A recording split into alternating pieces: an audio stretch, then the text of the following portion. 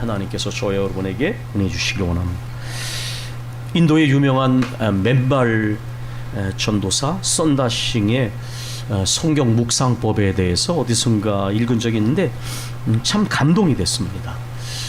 많은 성경을 읽진 않지만 그분은 하루에 성경 한 장을 읽되 읽고 또 읽고 생각하고 또 생각해서 모든 단어와 모든 구절의 의미가 다 명확하게 되기까지 그렇게 말씀을 묵상했다고 합니다.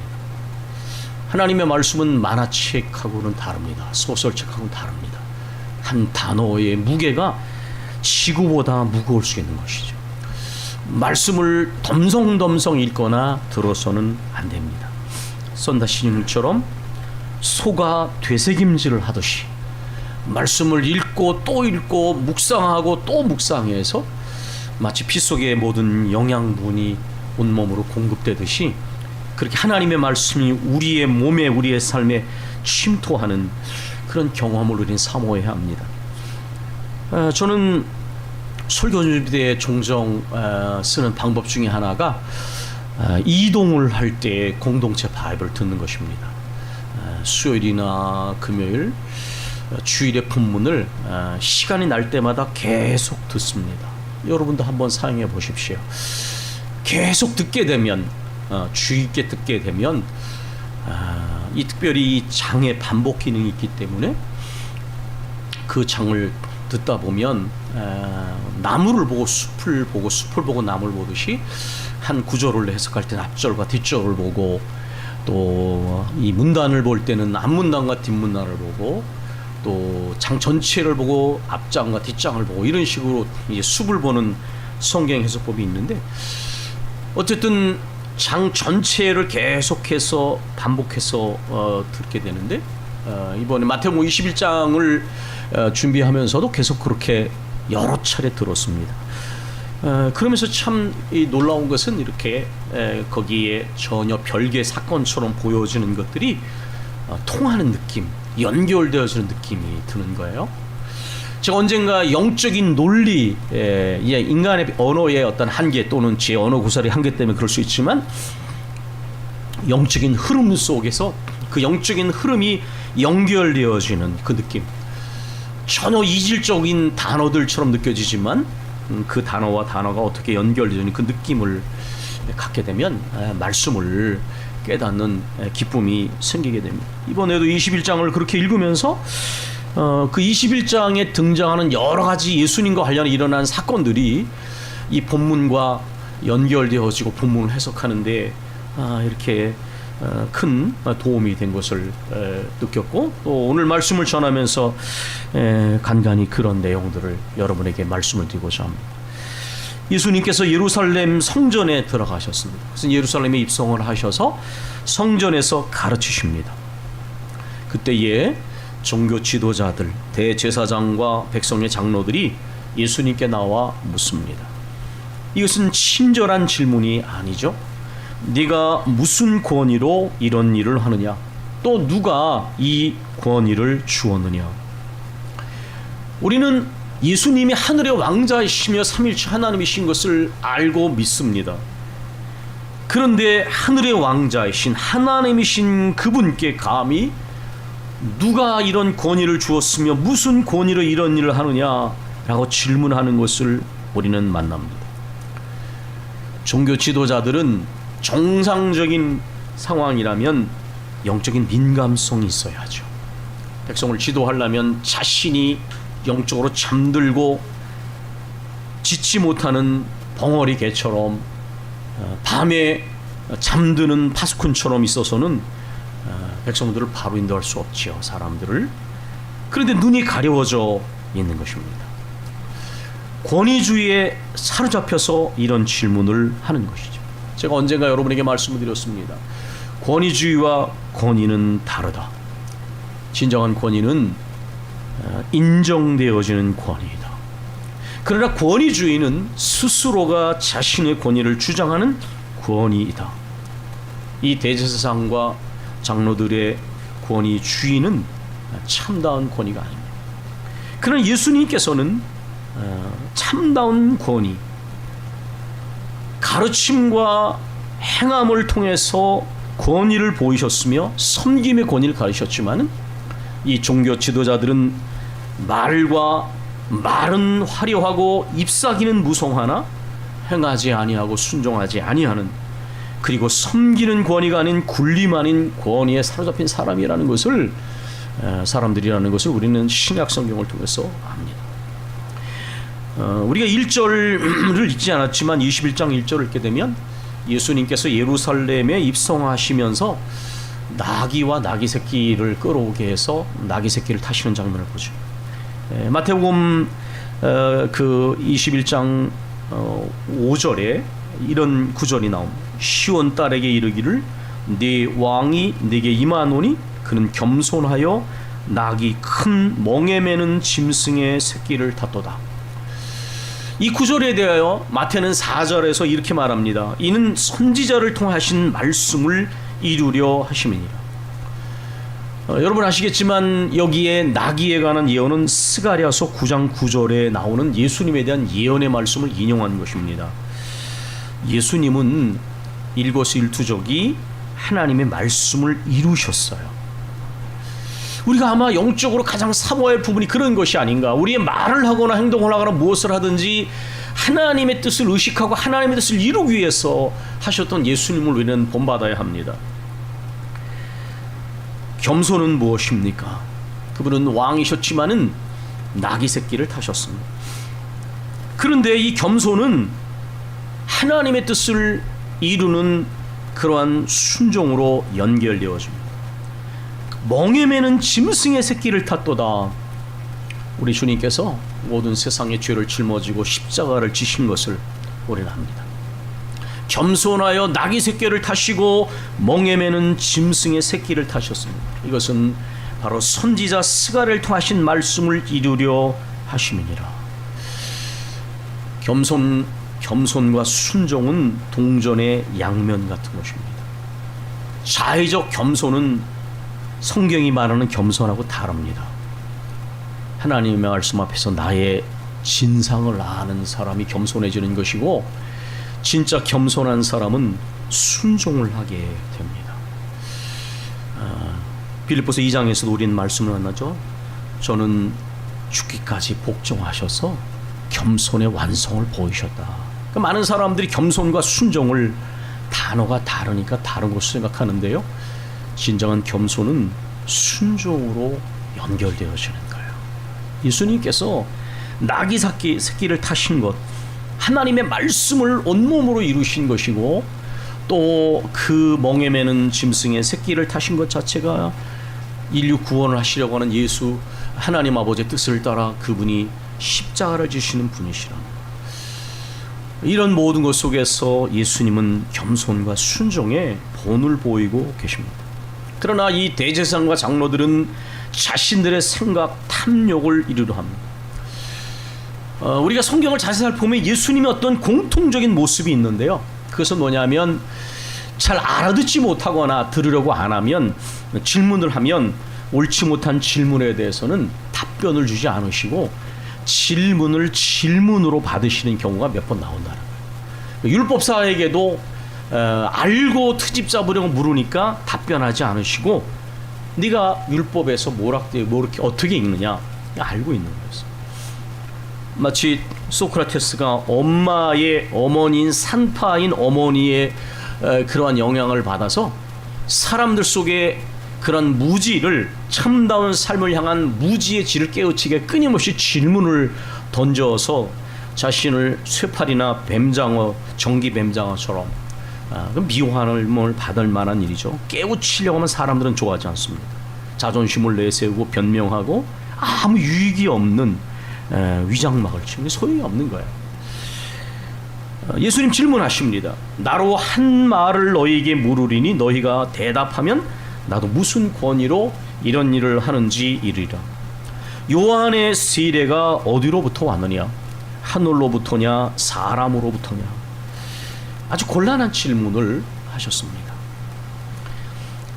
이 대답을 어떻게 하냐에 따라서 아주 진퇴양난의 상황에 부딪힐 수밖에 없는데, 만일 하늘로부터라 대답하면 그럼 어찌하여 요한을 믿지 않았느냐, 요한이 전하는 회개의 복음을 믿지 않았느냐. 만약에 사람으로부터 하냐 하면 많은 백성들이 그 요한을 선지자로 여기니 백성이 두렵다. 언제나 모든 중심이 자기 자신들에게 있는 거예요. 하나님의 뜻을 이루는 것이 아니라 자신의 자존심, 자신들의 욕망, 자신들의 체면, 이 자중심성을 벗어나지 못하는 것입니다. 그러니 이제 대답합니다. 우리가 알지 못하노라. 우리가 알지 못하노라.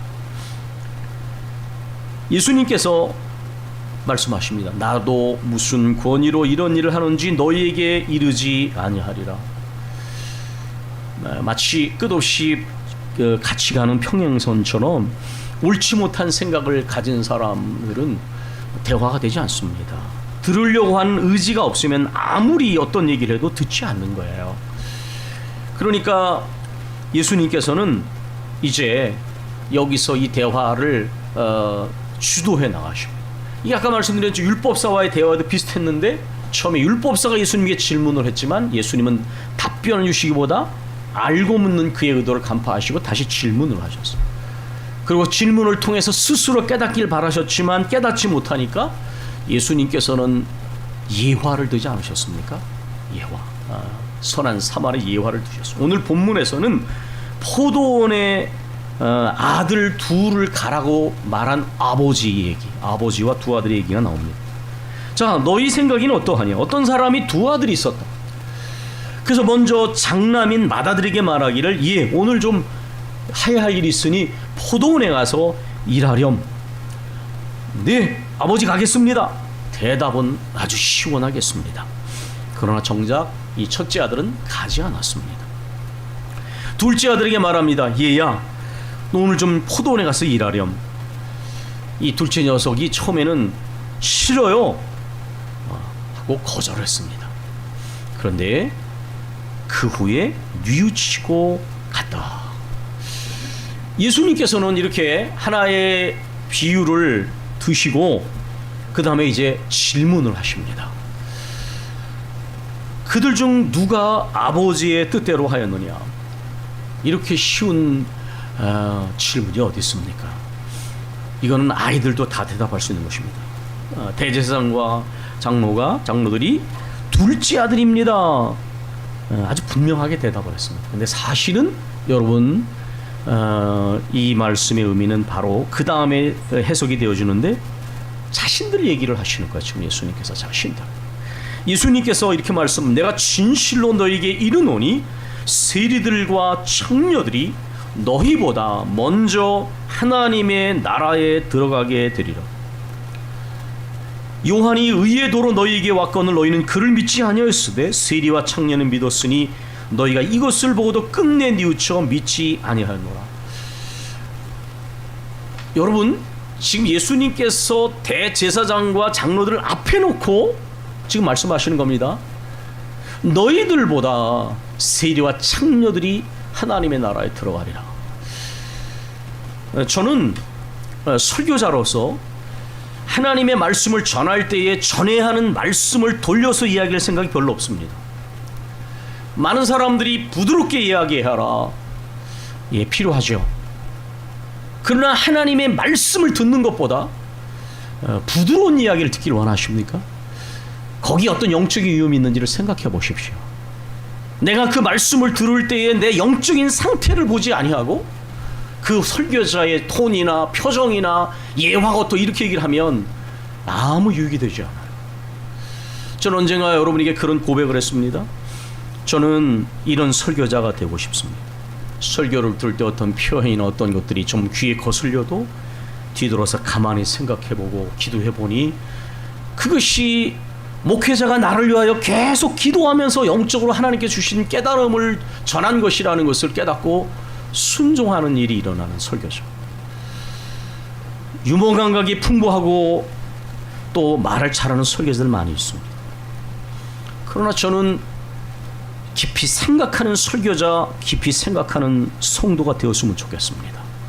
귀를 즐겁게 하고 자신이 듣고 싶은 이야기를 들으려고 하는 성도가 아니라 내가 하나님 앞에서 정말 무엇을 회개해야 되는지, 내가 어떤 부분을 내려놓고 순종해야 되는지를 듣는 그러한 말씀 사역자와 또 청중이 될 때에 영적인 유익이 있는 거예요.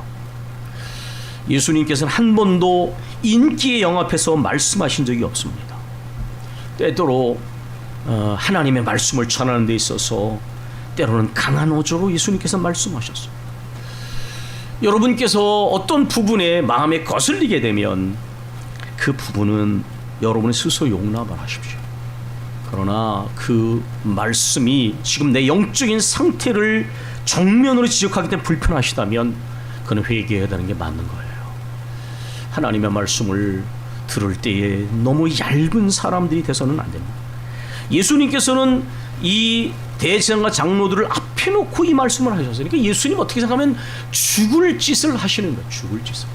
그리고 나중에 미움을 받아서 예수님이 십자가 달려 죽지 않습니까? 철학사에서 소크라테스도 무지를 깨우쳐 나가니까 좋아하지 않았어요. 사실은 적을 굉장히 많이 만들었습니다. 그래서 결국 소크라테스도 처형을 당했지요. 물론 철학자와 예수님은 비교의 대상이 아니지만 그냥 우리는 우리 안에 그런 마음이 있어요.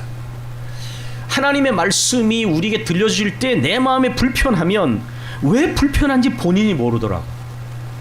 그게 정말 어떤 표현의 문제인지 아니면 내가 정말 영적으로 지적받는 게 싫은 것인지 그 구분을 못하는 거예요.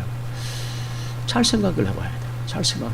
예전에도 우리 배장로님께서도 그 말씀하셨어요. 설교 말씀을 들을 때에 왜 나를 치냐 그런 얘기를 하는데 나와 상관이 없으면 그냥 넘어가면 되는 거고 내게 불편해지면 그 안에 분명히 내가 인정하고 싶지 않은 내 모습이 건드려지는 거예요.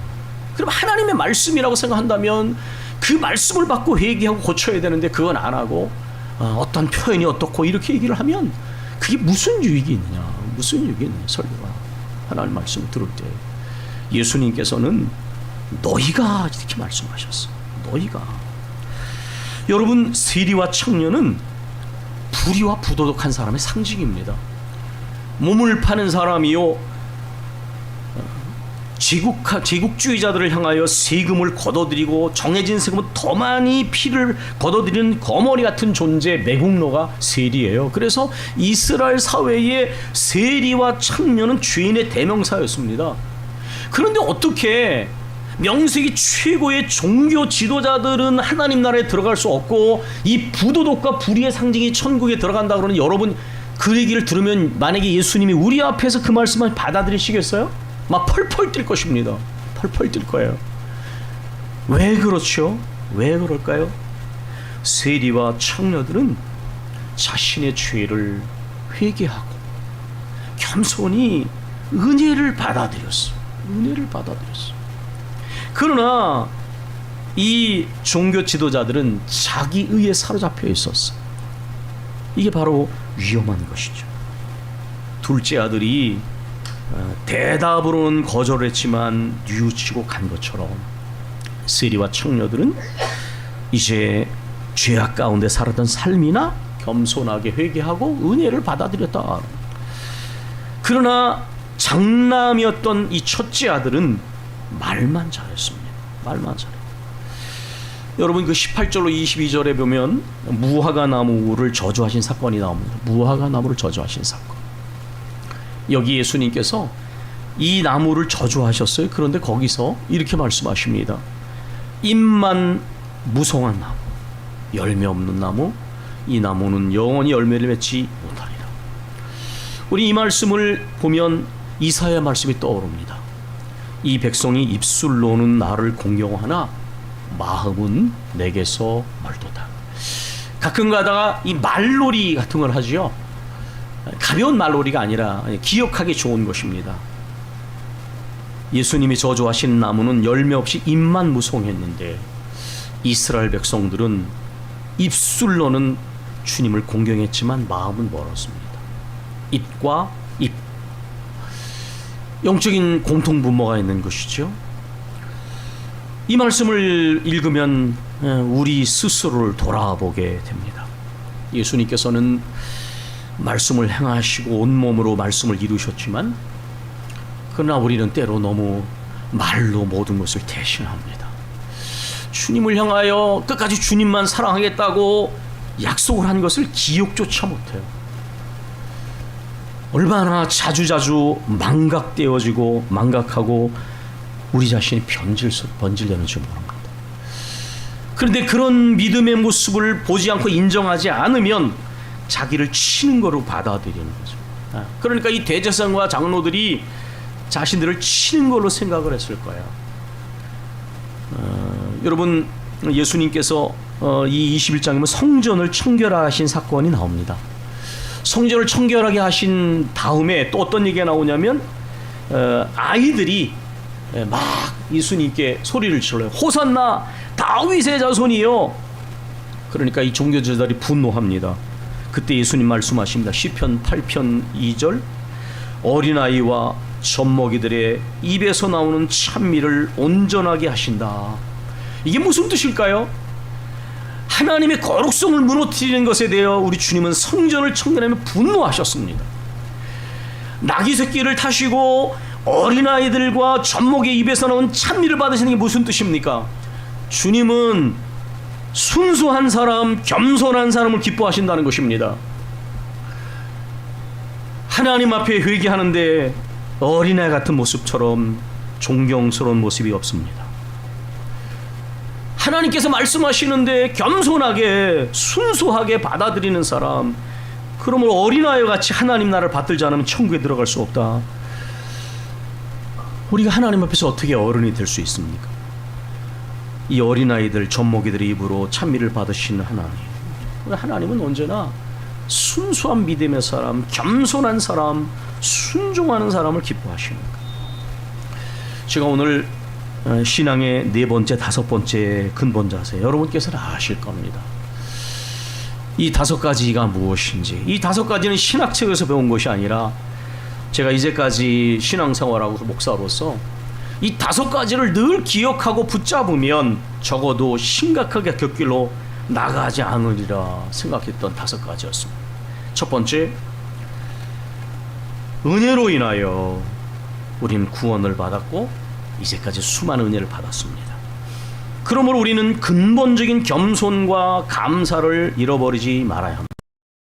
겸손은 자의적 겸손이 아니라 연단된 겸손입니다. 근본적 겸손. 우리가 뭘 좀 잘하면 우리의 마음이 높아지려고, 교만해지려고 합니다.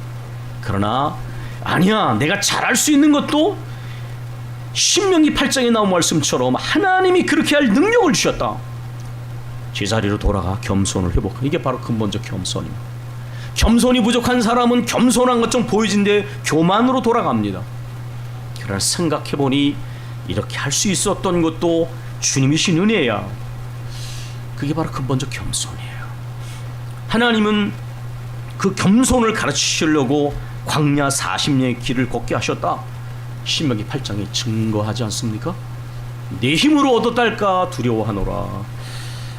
은혜로 인하여 구원받고 큰 구원의 은혜를 받았고 수없는 세월의 길이만큼 받은 은혜를 생각하면 우리는 언제나 근본적인 겸손과 감사를 잃어버리지 말아야 합니다. 그러나 우리는 자주자주 이 은혜를 잊어버리고 믿음의 기억력이 마비되어 줍니다. 그러므로 신앙의 근본적 자세 세 번째로는 깊은 회개입니다. 항상 말씀의 맑은 거울 앞에 성령의 세미한 음성 가운데 귀를 기울여 끊임없이 하나님께로 돌이키고 바로 서는 겁니다. 이 회개를 잃어버리면 어느 순간 바리새인처럼 영적으로 병들게 됩니다. 경건의 모양은 있으나 회칠한 무덤처럼 썩은 시체가 있는 그런 신앙생활하며 병들게 됩니다. 회개는 유쾌해지는 거예요. 하나님께 바로 서면 기쁨이 생겨요. 기쁨이 생겨요. 네 번째, 다섯 번째는 온전한 신뢰와 순종입니다. 온전한 신뢰와 순종. 이전에는 많은 것들을 의지했습니다. 그런데 우리는 배우고 깨달았습니다. 우리가 의지했던 것들이 얼마나 쉽게 사라져버리는지, 때로는 얼마나 실망을 주는지, 얼마나 소금물 같은 건지 압니다.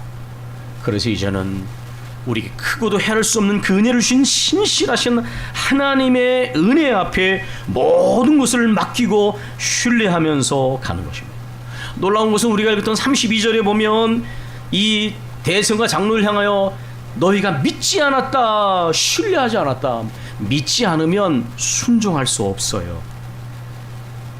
맡기지 못하게 돼요. 내가 가장 지혜롭고 내가 가장 잘할 수 있다고 생각하지요. 그러나 신뢰하면 맡길 수 있어요. 또 순종으로 이어지는 거예요. 여기에 주님께서 입만 무성한 나무를 저주하셨습니다. 입술로는 주를 공경하나 마음은 주님에게서 먼 사람들을 향하여 주님은 책망하셨습니다. 그러나 우리 주님은 일거수일투족이 그 말씀을 이루려 하셨고 순종하셨습니다. 예수님께서는 이 무화과 나무를 저주하시면서 이렇게 말씀하셨습니다. 너희가 믿으면 큰 역사를 이루게 되리라. 우리가 하나님을 온전히 신뢰하고 순종하게 되면 거기에서 그 다음에는 하나님이 이루시는 큰 역사가 나타난다. 사랑하는 교회 여러분, 오늘 신앙의 네 번째, 다섯 번째 근본적 자세를 말씀드렸습니다. 세월이 오를수록 온전히 주님만 신뢰하고 순종함이 온전해지는 올바른 방향을 선택하고 뒤로 물러가지 말고 일관되게 나가기를 원합니다. 우리 기도하겠습니다.